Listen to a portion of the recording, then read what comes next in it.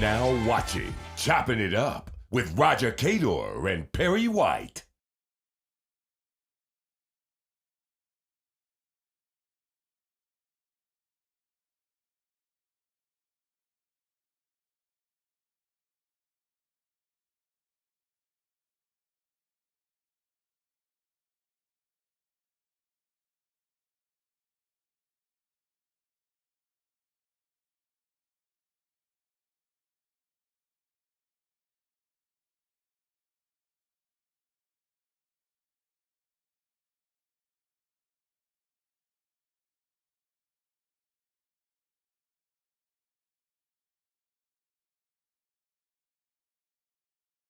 Obviously, we want Southern to win.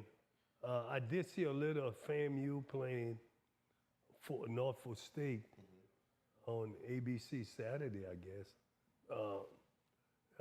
FAMU looked good, Norfolk State looked good. So we're going to have to play to be able to defeat them. And then, you know, Jackson State, Grambling, I got to think going to be competitive. I got to think Alabama A&M or State. Alabama State is going to be competitive too.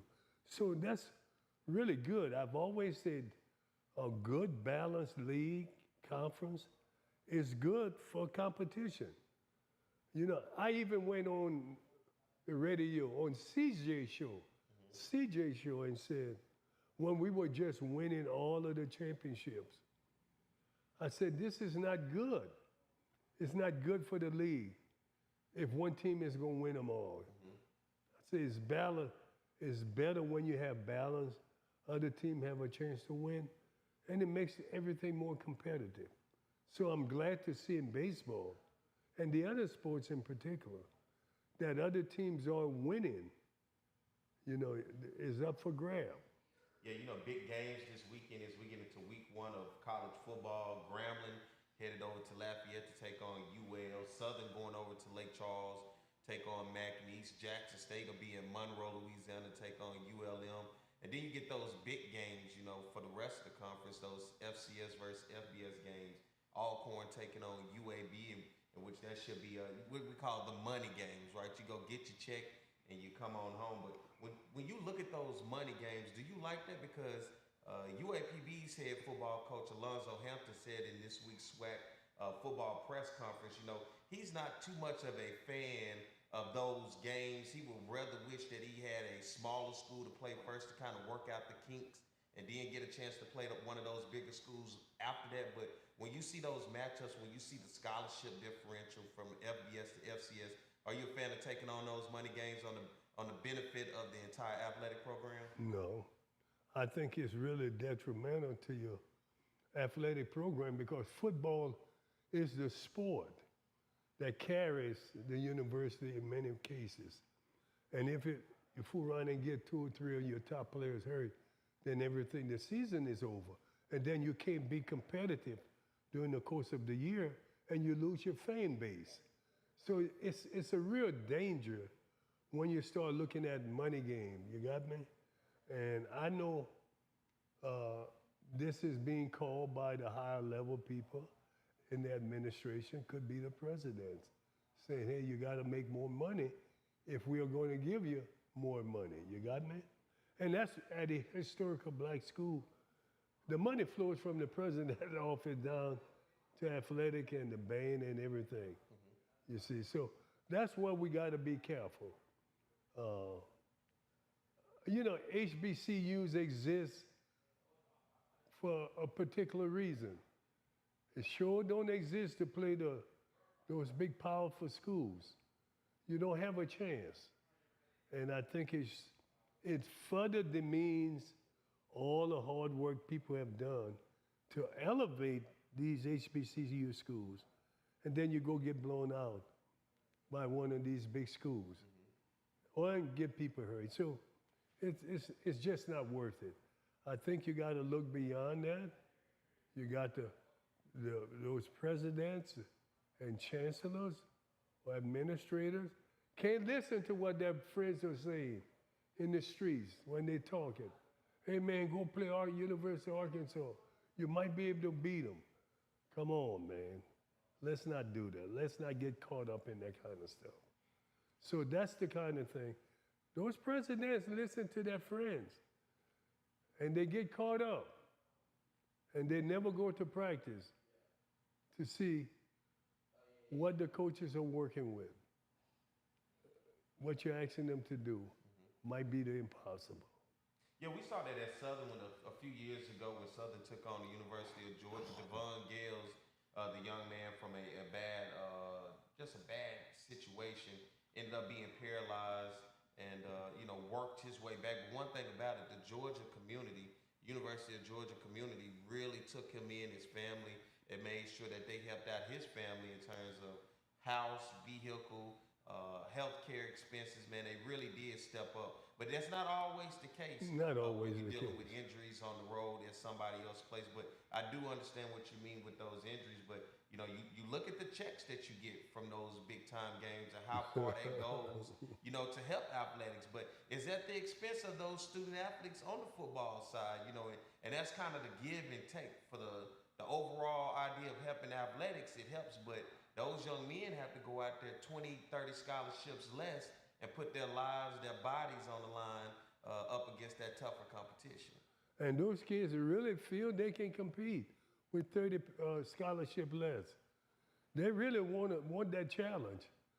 And they want to compete and see what they could do. So it's an interesting scenario that's taking place at HBCUs because I remember when I had Ricky Weeks, and we would play, let's say a Prairie View. They wanted to pitch to Ricky. They wanted to show I can get him out. They wanted like the Wild Wild West, and they had those gunslingers. They wanted a notch on their gun handle. See, I struck Ricky Weeks out. That's really what they want. And, it's just foolishness in athletics when it comes to that. When we got to look at, you have to look at the intangible. 30 scholarship less. It's a lot of scholarship less. Plus, not just less, they got so many more good players in their facilities and their training and their eating, and there's so much that they put into their programs to make it so much more competitive that we don't do. We don't do. Now, Deion was trying to do. Had Deion been able to stay here a couple of years, when I say here, meaning in the SWAC, maybe 3 years, he could have changed the attitude of the people who run these universities and said, we got to do better. You'll be surprised. They can do better if they really want to. You got me? Mm-hmm. You could do better. Let me ask you this. How big is the differential when you start to talk about that? I think a lot of fans look past, right? They look at what you perform when you're out on the diamond, when you're out on the court, when you're out on the field. But the difference when you start to add in dietetic and nutrition, a part of your program. Talk about that. Well, it's a critical part. This is what makes the body stronger and able to take the impact and the punishment that the coaches put them through. I really think with the weight training and all of that, I think it's a major part of all of that. Even with the 30 scholarship less, if you just do that, you got a chance, in my opinion. Because whether you got 50 less, if the people you have going to compete against the people they have are equally as strong, I think if they're strong, they're going to be all right. Mm-hmm. But we don't have the strength. Yeah. And that's why we get beat up. So we got to find a way to get these people to the nutrition factor. Hire someone. You're going to have to hire someone who knows this stuff. Hire them and set up that nutrition situation where the kids can eat. It's not going to cost that much more money. It's the right thing to do more than anything. You got me? It's the right thing to do. And I think if you do that, you'll get better athletes. Just that alone will help attract better athletes. You got me? And you know, you don't want kids eating hamburgers and fried chicken. You want them, the fried food, you want them to eat the balanced meal that come, the X number of calorie intake that they need during the course of the day. If we can do that, I really think it could. And I think the big problem that HBCUs and smaller schools, not just HBCUs, you got to go into a deficit. You have to run a deficit if you're going to run athletic. It ain't about 20 schools in the whole US of A. Let's say 30. I'm really being forward. That makes a profit. Everybody else runs a deficit. So why are you thinking we're going to make a profit here? I'm waiting on you. Oh, you want me to answer that? Why do I think they can make a profit? Why you think we should, when only 20 schools make a profit, why you think we going to make a profit here? Well, you know, we lay our hat so much on football, but it's those non-revenue sports that's really hard to generate. Yeah, you're never going to generate from them other sports. You know. So my point is, let's be realistic. Football is not going to carry it. Okay? For so many years, we fooled ourselves when we had 12 sports or football could help us. And we were drawing 30,000. You got me? We could do it. That ain't happening no more. So we gotta fix the problem by carrying a deficit. We're gonna need to have a deficit in order to be competitive. I bet Grambling has a deficit. I know they do. Grambling got 4,000 students or less, maybe 3,000. You think they're making money? They're barely making money to pay for football and about the other sports they carry. You got me? They have a big deficit. We have to come to the conclusion, if you're going to run this program right, we're going to have a deficit. You don't have the money. Do you think, especially on the HBCU level, because I've had this conversation with some people before, and this is a real conversation when you start to look at salaries, right, of coaches in our athletic departments. And we all know, especially on the football side, right, our football coaches get paid tons of money, right? And we're talking anywhere from $100,000 to close to $300,000. But they don't compete for FCS national championships. They compete for conference championships and the Celebration Bowl. Do you think that we overspend when it comes to salaries, if that's the case, when it comes to our athletics and what we pay our coaches? I think we way overspend. I think listen, you have to understand what situation you sit in. So you're not going to compete for a championship. You got the Celebration Bowl and what else? And the SWAC championship. No money maker, right? Not going to make a lot of money. Am I correct? It's not going to make the money that's going to be able to dump some money in somebody's pocket, right? Or budget. Well, let's look, the SWAC championship, whoever has the best record gets to host it. So that host team, that whole school gets. But it's only one school. Yeah, it's only one school. Money. And then the Celebration Bowl, I think both schools split $1 million, maybe $2 million a piece and go home with it. And then they spread the rest of that money out throughout the conference amongst all the other teams. So it's not a lot of money. Yeah, it's not. So, and I want coaches to make money. But you got to understand the situation you're in. Because a lot of times what we see happen, the head coach makes this almost $300,000, but then you trickle down to his assistants, and you have assistants making 40, 50, 60,000, where it's hard to get in the guys that you want to really help develop your program and your talent.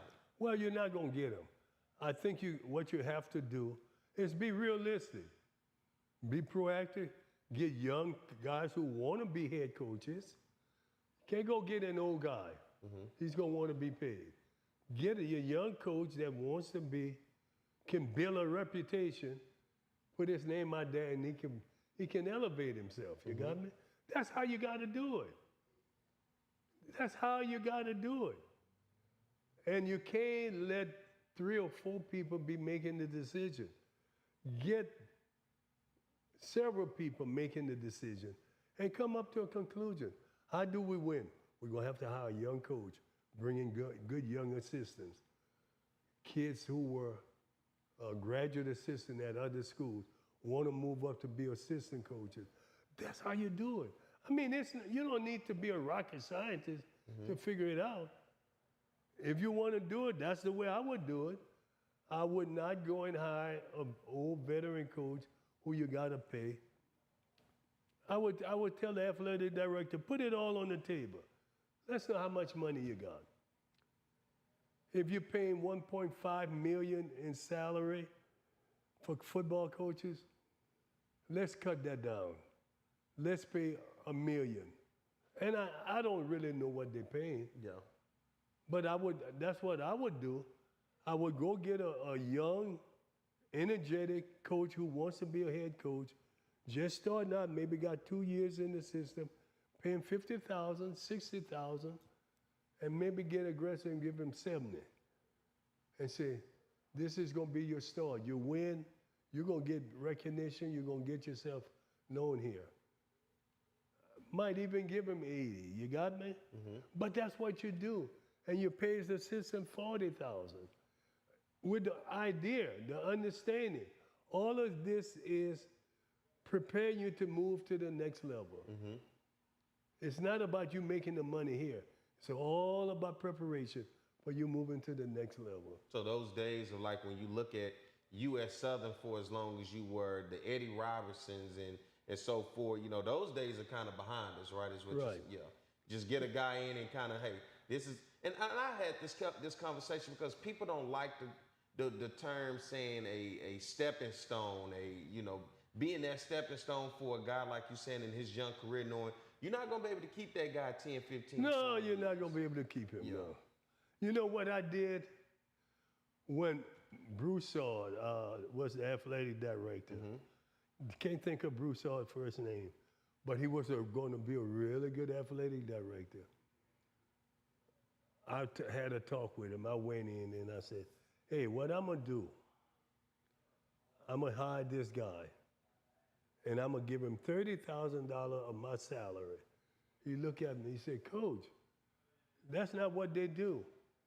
Nobody does that. I said, yeah, but I'm doing it. I said, I'm at the end of my coaching career.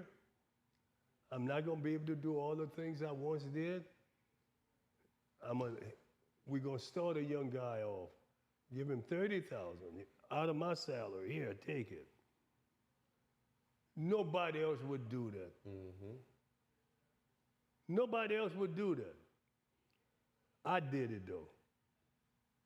And the beautiful thing is, we've got someone who can say, he did it. And nobody asked him, he did it on his own. Nobody else would do that. They would want to take the money home, you got me? But I wanted to do it, and I said, you know, it didn't help me to live any longer in terms of coaching. I did it for about 5 years, so. But I did it. And my thing is, once someone does something, it's a lot easier for the next person to do it, you got me? Somebody else may come. I'm not the only coach who's done this now. Let's be realistic. Of course, I wasn't making a lot of money. I've known some other coaches in football who was making a lot of money, and they dropped some money on their assistant coaches. But I did it not making a lot of money.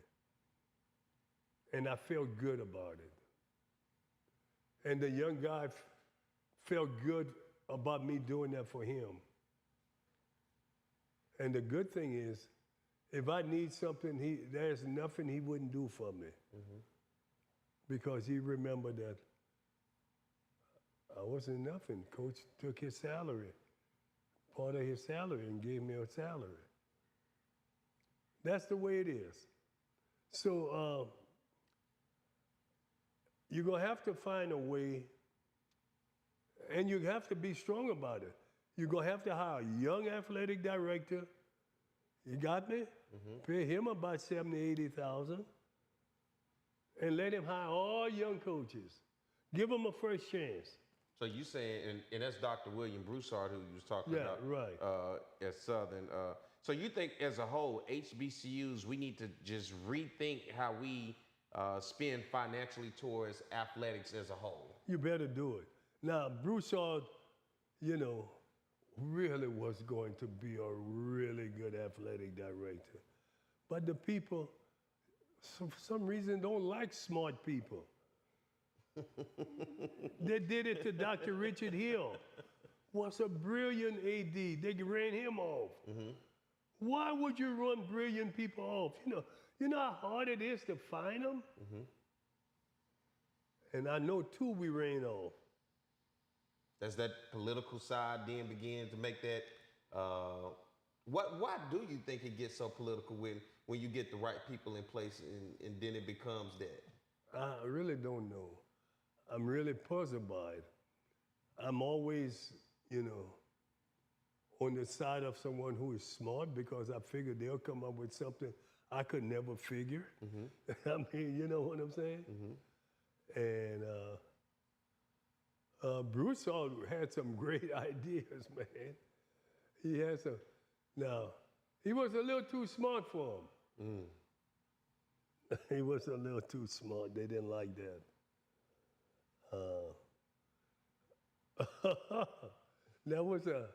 I know a guy happened in pro baseball was really smart. And the guy said, well, we had to get rid of him. Why? The guy was brilliant. He was too damn smart. Man, I said, what?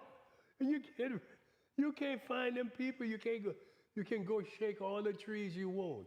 You're not going to find them kind of people. They don't want them because they're not like that, and they want to get rid of them for some reason. I don't understand. I'm not intimidated by someone smart. I guess because I know I'm not smart, like a neurosurgeon. You got me? You're smart? You're a pretty wise guy. I figured that. I knew that was coming. Not as smart as a neurosurgeon, but, I learned a lot. But at the same time, even with being smart, it's the idea of learning wisdom to go along with it, and being able to sit back and learn. Because I like to bring together the both generations, right? Being the younger guy that I am, that knowing that I don't have all the experiences, I can read all the books that I want, but the books don't necessarily create experiences. That same thing I tell my son and daughter. You can watch the YouTube video all you want, but that don't make that experience yours. That was somebody else's experience. You just saw it from a perspective. So that's why with me, as I grow, I continue to learn from people who live those experiences. So I call it applied knowledge. Once I'm able to take in that knowledge and then I'm in the situation, I apply it from what I heard from somebody who's been in that experience. And that's what I do, what I try to do for myself. But, when I look at when you talk about the state of HBCUs, in particular what we saw here at Southern, and that seems to be the story at a lot of places where... Oh, no, it's Yeah. And not just HBCU. Yeah, a lot of places. White schools, everywhere. People are hateful, and they don't want people who have what they don't have, maybe. Yeah.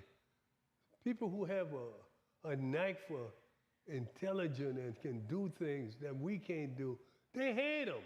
And I can't understand that. And those people, they don't have nothing, no more than knowledge, they can solve problems, you got me? They don't have any more than those people. That's what's so sad about it. Yeah, it is. And, a lot of times where you see a direction that we can go there to make the place better, you find yourself knocking yourself back 2 steps back instead of making 2 steps forward because the right people that was in place You devalue them. You didn't show them any value, but it seems like the people who don't do the right things, you give them all the value in the world. Have you seen that so much? I've seen it a lot in my days. I've seen it a lot. My very first coach I worked for, Carl Emerson Stewart, basketball. Brilliant guy, brilliant, just a brilliant, brilliant guy. They hated him. He was hated because he was brilliant.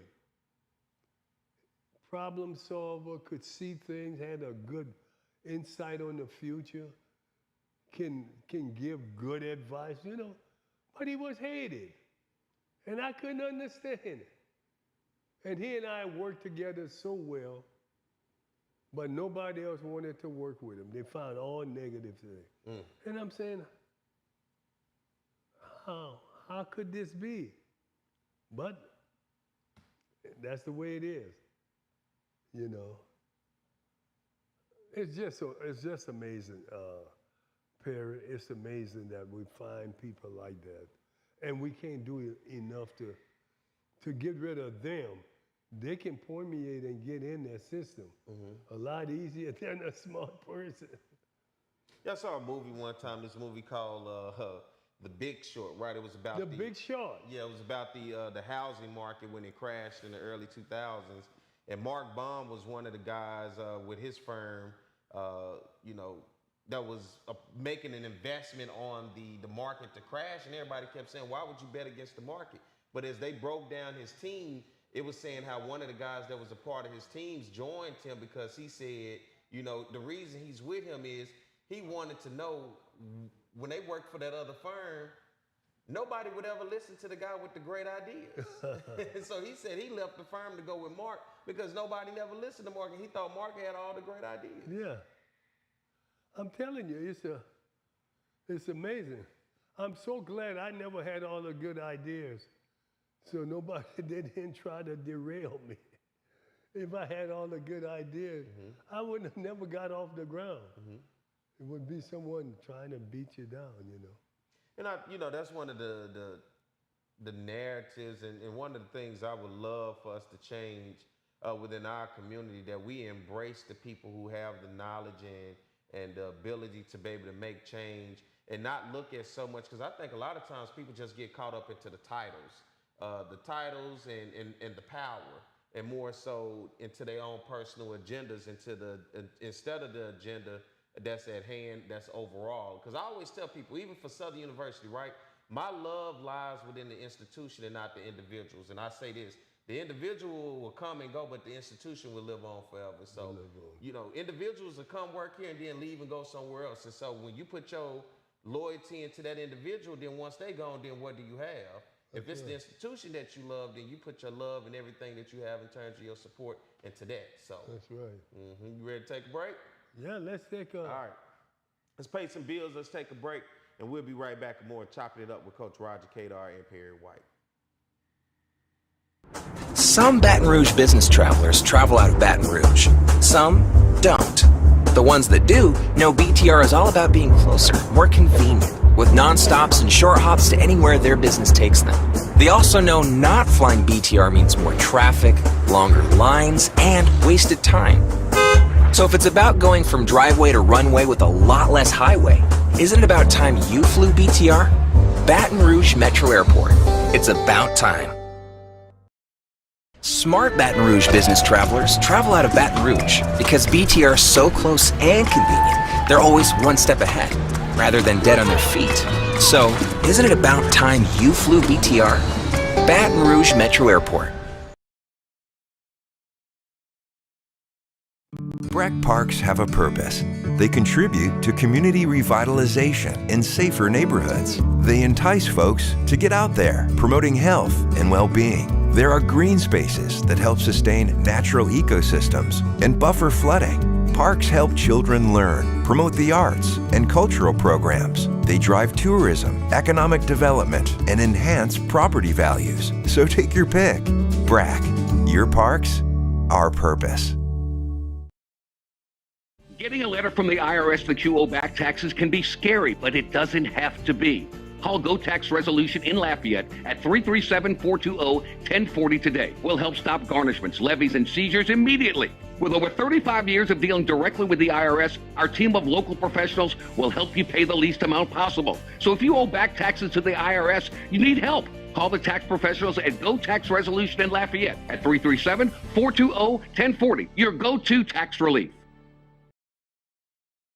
With over 60 years of combined experience, Kathy Sherburne and Anna Barnett bring a wealth of knowledge and excitement to the framing industry.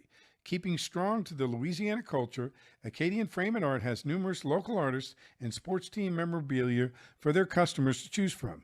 Whether you're creating a gallery-like setting in your office or simply looking for some fun art for your kids' playroom, Acadian Frame and Art is your one-stop picture framing spot. Call 225-927-6129 or go to www.acadianframe.com. Get the memoir from the legendary baseball coach from Southern University, Roger Cador, Against All Odds. Roger refused to let his past dictate his future by rising to legendary college baseball status. An inspiring story of tenacity, faith, and hope. Against All Odds chronicles Coach Cador's determination to reach higher, to want more, and to dig deeper to find the courage to chase his dreams. Against All Odds. Get yours today by Cador and Cador Publishing. You are now watching Choppin' It Up with Roger Cador and Perry White.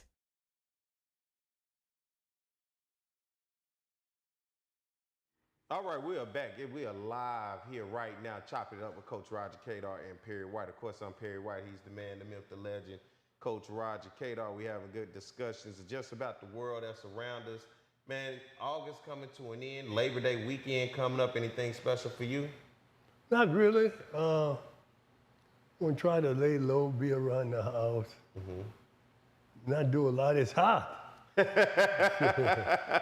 can't do a whole lot outside. You can't. You know, the other day I actually had to. I had to have a thought to myself. Right. I started to feel like maybe I'm getting lazy, but then I had to remind myself, man, it's hot outside. You know, because I'm normally an outdoor guy, and I do a lot outside. And I started thinking like I haven't been outside much, doing much. Then I had to just remind myself, man, you know it is hot out there. We're talking heat index up past 100 degrees with the humidity at an all-time high. So I had to remind myself, Coach, it ain't just me acting like I'm getting lazy. No, it ain't just you. It ain't just you. Yeah, so it's been hot on you. You've been trying to stay inside? Yes, sir. Yeah, same here, man. And probably watching, of course, Southern taking on McNeese this week, but watching a lot of football. For you watching some games this weekend? Yeah, what time the game, Southern McNeese game? Southern McNeese comes on 6 o'clock on Saturday. Is it on TV? Yeah, it's supposed to be. I believe it's going to be ESPN Plus. Well, you probably have to have the ESPN app. You have the ESPN app? Yeah. I guess Jonathan said that. You think I wouldn't know that? Well, you know, I don't know what you're watching these days. You said you were watching ABC, so, you know, and for you, as we get on the back end, what's going on with Major League Baseball and on that side of things? Well, you know, we're getting down to where the creamiest began to rise to the top. And what I mean, the good teams, the Yankees, the Orioles, the Dodgers, they're beginning to play really good. And the top players, Shohei Ohtani and Aaron Judge, they're really proving that they are really the two top players in MLB. They're doing a good job. Baltimore Orioles really have a good team, good balanced team, and they're going to be something to deal with. People are going to have to beat them. And the Yankees better watch out. You been paying attention to the Little League World Series? Not really. Oh, you didn't watch the little guys, man? You ain't watching the future? You know, you had Texas and Florida, and then Florida ended up winning the U.S. side, taking on Chinese Taipei. You had Venezuela that took on Texas for that third place game, man. So, you know, it was some really good games when you look at the young kids. Who won? Florida ended up winning the whole thing. Oh, really? Okay. It's a little surprising to see the U.S. keep it at home for the international championship. Not really. You know, Chinese Taipei, they usually gonna be competitive. And they play a different brand of ball than what I saw this year. It was slow. They did a lot of bunting. They slowed the game down a lot against a lot of teams. It was kind of an unorthodox way of baseball that you normally don't see with a lot of guys swinging hard. They really wasn't going for the big swings. Right. Well, you know, they want to put the ball in play, force people to make plays. And that's the philosophy that that takes place. Let's make them make plays. And you'll win a lot of games. And that happens, if you look at the Chinese people, they understand the discipline. That people don't want to be disciplined, they'll make mistakes if you force them to. So, and Venezuela, they're just talented. And just think, had all those people not left the country, running for security, safety, they probably would have won it. They lost a lot of people, man. People had to run away from Chavez. It's amazing what those people have done to that country. Was the shining star in Central America. But greed and selfishness will do you in. Well, yeah, you had Venezuela and Texas playing for that third place game. Venezuela closed it out and beat Texas, and then for all the marbles, as they say, Chinese Taipei versus Florida, and Florida ended up winning the entire thing. And so congratulations to those young men. It got to be tremendous. And one of the things about the Texas team, as I was listening from the parents of the school, from those kids back at home, you know, school started already. Right. What happened was that they had the entire school district sitting back watching the kids play, man. So it make you feel like a superstar when you come back and all the kids have been able to watch you on national television compete. That's really, and I think it's good that the kids are engaged, watching what's going on. And so this is what it is. Sporting event has always been that way. You remember growing up, well, you maybe you're too young, when they played the World Series. They used to play them in the daytime. Oh, it was a great time, me leaving school, going home, watching the World Series. Oh, it was the greatest time to watch baseball, you know. All right, let's get ready to take a break, pay some more bills. We'll be back with more Chopping It Up with Coach Roger Cador and Perry White. Smart Baton Rouge business travelers travel out of Baton Rouge because BTR is so close and convenient, they're always one step ahead, rather than dead on their feet. So, isn't it about time you flew BTR? Baton Rouge Metro Airport. Some Baton Rouge business travelers travel out of Baton Rouge. Some don't. The ones that do know BTR is all about being closer, more convenient, with non-stops and short hops to anywhere their business takes them. They also know not flying BTR means more traffic, longer lines, and wasted time. So if it's about going from driveway to runway with a lot less highway, isn't it about time you flew BTR? Baton Rouge Metro Airport. It's about time. Getting a letter from the IRS that you owe back taxes can be scary, but it doesn't have to be. Call Go Tax Resolution in Lafayette at 337-420-1040 today. We'll help stop garnishments, levies, and seizures immediately. With over 35 years of dealing directly with the IRS, our team of local professionals will help you pay the least amount possible. So if you owe back taxes to the IRS, you need help. Call the tax professionals at Go Tax Resolution in Lafayette at 337-420-1040. Your go-to tax relief. Breck Parks have a purpose. They contribute to community revitalization in safer neighborhoods. They entice folks to get out there, promoting health and well-being. There are green spaces that help sustain natural ecosystems and buffer flooding. Parks help children learn, promote the arts and cultural programs. They drive tourism, economic development, and enhance property values. So take your pick. Breck, your parks, our purpose.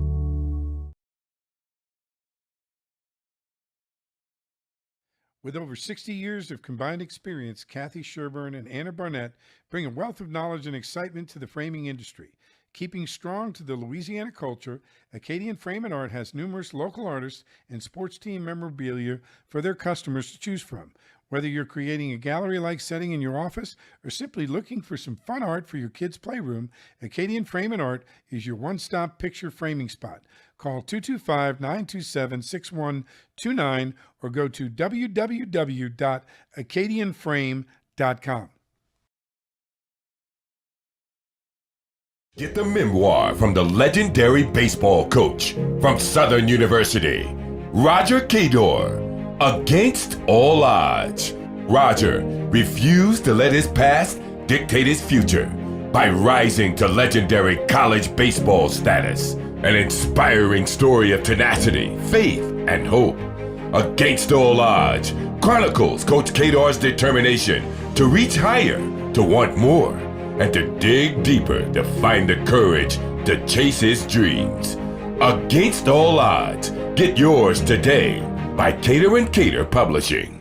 You are now watching Choppin' It Up with Roger Cador and Perry White.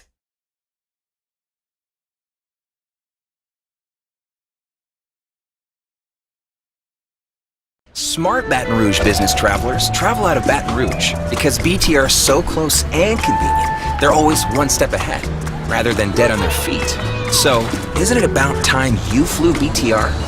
Baton Rouge Metro Airport. Some Baton Rouge business travelers travel out of Baton Rouge. Some don't. The ones that do know BTR is all about being closer, more convenient, with non-stops and short hops to anywhere their business takes them. They also know not flying BTR means more traffic, longer lines, and wasted time. So if it's about going from driveway to runway with a lot less highway, isn't it about time you flew BTR? Baton Rouge Metro Airport. It's about time. Getting a letter from the IRS that you owe back taxes can be scary, but it doesn't have to be. Call Go Tax Resolution in Lafayette at 337-420-1040 today. We'll help stop garnishments, levies, and seizures immediately. With over 35 years of dealing directly with the IRS, our team of local professionals will help you pay the least amount possible. So if you owe back taxes to the IRS, you need help. Call the tax professionals at Go Tax Resolution in Lafayette at 337-420-1040. Your go-to tax relief. BRAC parks have a purpose.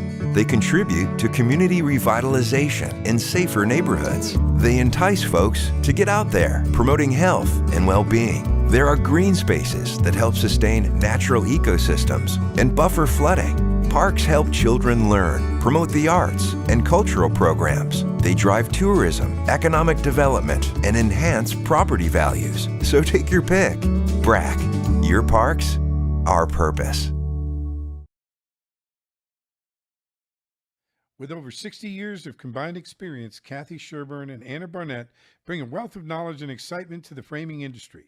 Keeping strong to the Louisiana culture, Acadian Frame and Art has numerous local artists and sports team memorabilia for their customers to choose from. Whether you're creating a gallery-like setting in your office or simply looking for some fun art for your kids' playroom, Acadian Frame and Art is your one-stop picture framing spot. Call 225-927-6129 or go to www.acadianframe.com.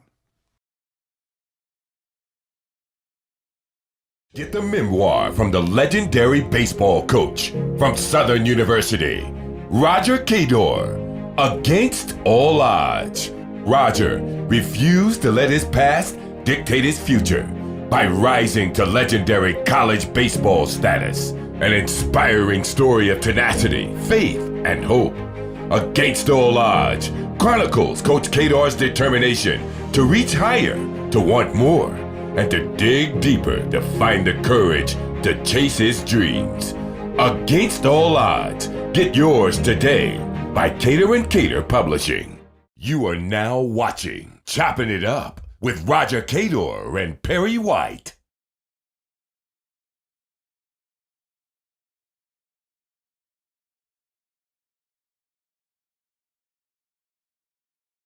BRAC parks have a purpose. They contribute to community revitalization in safer neighborhoods. They entice folks to get out there, promoting health and well-being. There are green spaces that help sustain natural ecosystems and buffer flooding. Parks help children learn, promote the arts, and cultural programs. They drive tourism, economic development, and enhance property values. So take your pick. BRAC, your parks, our purpose. Get the memoir from the legendary baseball coach from Southern University, Roger Cador, Against All Odds. Roger refused to let his past dictate his future by rising to legendary college baseball status. An inspiring story of tenacity, faith, and hope. Against All Odds chronicles Coach Cador's determination to reach higher, to want more, and to dig deeper to find the courage to chase his dreams. Against All Odds. Get yours today by Cador & Cador Publishing. You are now watching Chopping It Up with Roger Cador and Perry White.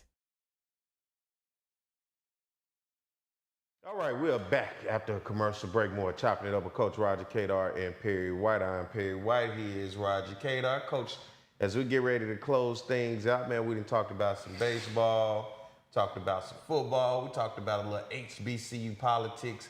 Anything else before we get out of here for you? You covered all the bases, man. Hey, you know, just having good conversation. That's one thing that I do love, the wisdom that you bestow upon not only myself, but for everybody that's watching, to be able to get to know you beyond just the level of baseball coach, but to be able to get to understand you as the man. You understand?